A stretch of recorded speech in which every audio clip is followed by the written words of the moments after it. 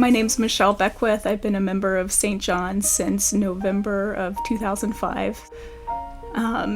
My husband and I came to Sacramento about 11 years ago, right after we were married in Ohio. From a pretty young age, started going to church in Ohio with my best friend, whose family was very involved in a church there. I was not baptized in that church. His brother-in-law is actually a Lutheran pastor in St. Paul, Minnesota, so he agreed to come to Ohio and marry us, and he did.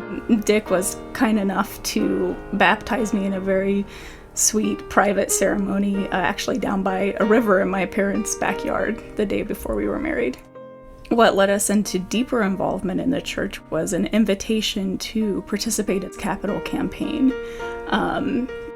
At that time, we had no kids, and we were working, but probably not as busy as we are now, so we had more time, and we kind of happily volunteered to do that, and that helped us to meet other people. Last year was the first time Michael and I went on the camping trip and brought our daughter Elise. It was nice to be in nature and do some kayaking and go to the lake and just spend time together in nature. It was a really positive experience that we'll do again. Wonderful leadership in that with Karen Hall Sandlin and Jennifer. One of the wonderful things is the friendships we've made. Some of our best friends and we met at St. John's.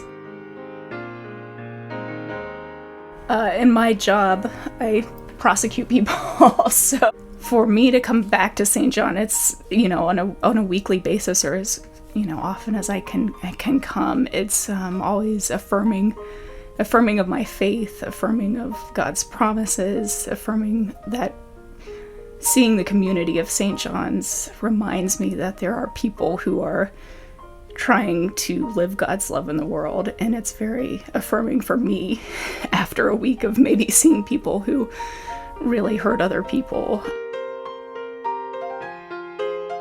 Stephen Johnson had composed the liturgy for that portion of the service, and it was just very meaningful to me to see that, because we had wanted a daughter or a son for so long. Sorry.